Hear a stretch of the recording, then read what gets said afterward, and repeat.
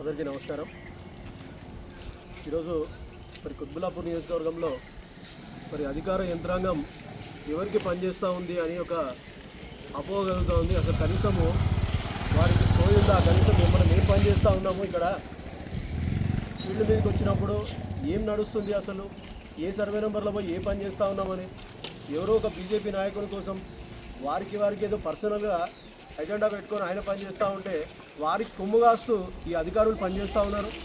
మరి కనీసం నిజంగా కూడా నిమిత్తమైన కనీసం ఇంతనన్నా సోయి ఉండాలి. వీరికి వచ్చిన ఆర్ఐకి కానీ మరి ఎంఆర్ఓకి కానీ ఇక్కడ 79వ సర్వే నెంబర్ ఏదైతే ఉన్నదో టీఎస్ఐసి ల్యాండ్ అని చెప్పి క్లెయిమ్ చేస్తూ ఉన్నారు. పొద్దున్న లేస్తే ప్రతి పేపర్లో రాస్తూ ఉన్నారు. వాళ్ళ దగ్గర కూడా ఎంఆర్ఓలు, రెవెన్యూ డిపార్ట్మెంట్ కానివ్వండి, అక్కడ టీఎస్ఐసి డిపార్ట్మెంట్ కానీ నువ్వు క్లెయిమ్ చేస్తుందేమో 79వ సర్వే నెంబరు, అసలు నీ 79వ సర్వే నెంబర్కు రెవెన్యూ డిపార్ట్మెంట్కు సంబంధమే లేదు. అది ఉన్నది టీఎస్ఐసి దాంట్లో ల్యాండ్లో ఉన్నది. మరి టీఎస్ఐసి దాంట్లో వేసి రెవెన్యూ సిబ్బంది పోయి మేము దీంట్లో దాడులు చేస్తాం, దీంట్లో ఉన్నాయి కుడగొడతామంటే ప్యూర్లీ ఇక్కడ ఉన్న ల్యాండ్ ఏదైతే ఉన్నదో ఇవాళ కొత్త కాదు. ఇవాళ కావాలని చెప్పేసి కక్ష కట్టుకొని మా బీఆర్ఎస్ నాయకుల మీద కావాలని చెప్పి కక్ష కట్టుకొని ఒక కుట్రపూరితమైన రాజకీయం చేస్తూ ఉన్నారు. ఇవాళ అధికారం పోవచ్చు బీఆర్ఎస్ పార్టీకి, మరి రాబోయే రోజుల్లో అధికారం వచ్చిన తర్వాత నిజంగా కూడా ఈరోజు ప్రతి ఒక్కటి కూడా కౌంట్ అవుతూ ఉన్నాయి.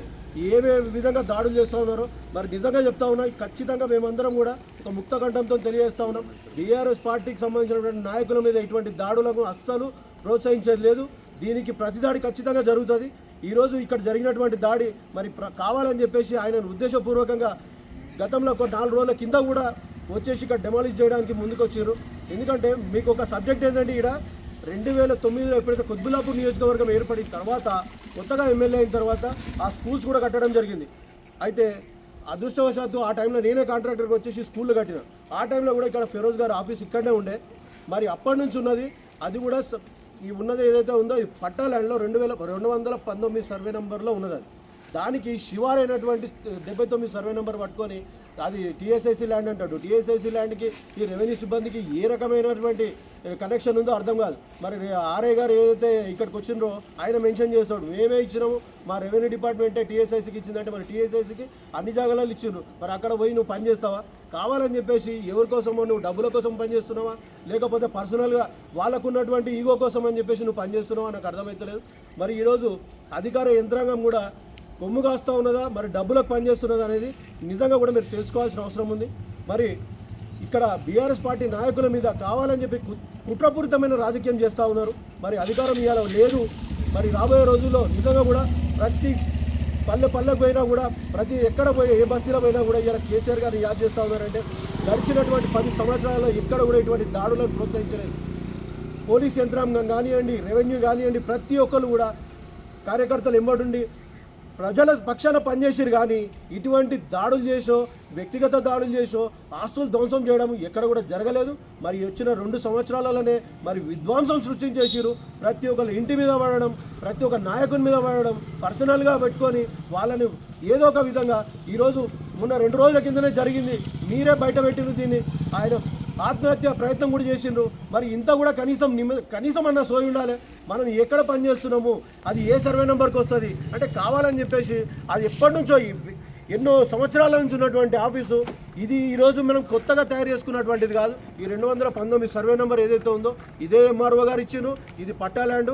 మరి ఈ యొక్క పట్టా ల్యాండ్లో ఉన్నటువంటి ల్యాండ్ను వాళ్ళు బాజాబ్తా దాంట్లోంచి కొనుక్కున్నది 1200 గజాలు కొనుక్కున్నటువంటి ల్యాండ్లోనే ఆఫీస్ కట్టుకున్నారు. మరి అది ఈరోజు జరిగింది కాదు. దాదాపు 2009లో కూడా ఇక్కడ ఆఫీసే ఉన్నది.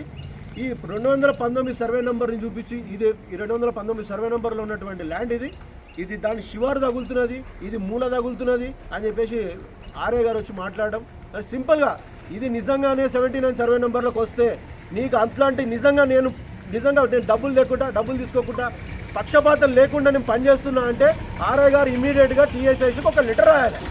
ఇక్కడ ఇది 79 సర్వే నెంబర్ సార్, నేను వచ్చి సర్వే చేసిన ఈ సర్వే నెంబర్లో వచ్చేసి వీళ్ళు ఎంక్రోచ్మెంట్ చేస్తున్నారు అని నేను టీఎస్ఐసికి లెటర్ రాయాలి. అది సోయలేదు.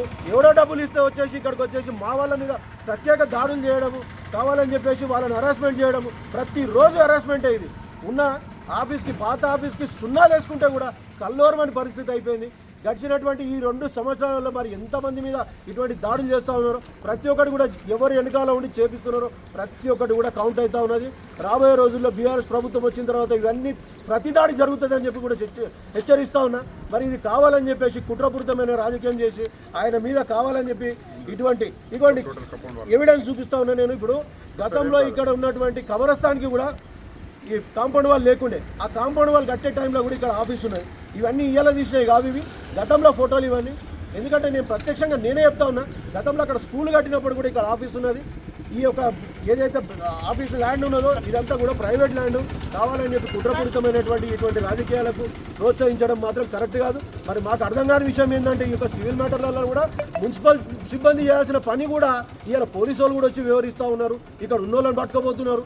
ఇది ఎటువంటి రాజకీయమో మరి ఇది ఎటువంటి సామ్రాజ్యమో నాకు అర్థమవుతలేదు.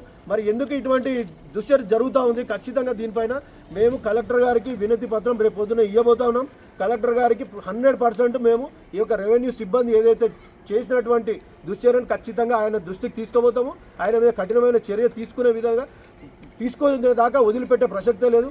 మరి ఇంకో విషయం ఏంటంటే ఇక్కడ బీఆర్ఎస్ పార్టీ నాయకుల మీద ఎటువంటి దాడులు అయితే జరుగుతున్నాయో నిజంగా కూడా ముక్త కంఠంతో ప్రతి ఒక్క బీఆర్ఎస్ పార్టీ నాయకులందరం కూడా మేమందరం కూడా తెలియజేస్తున్నాం.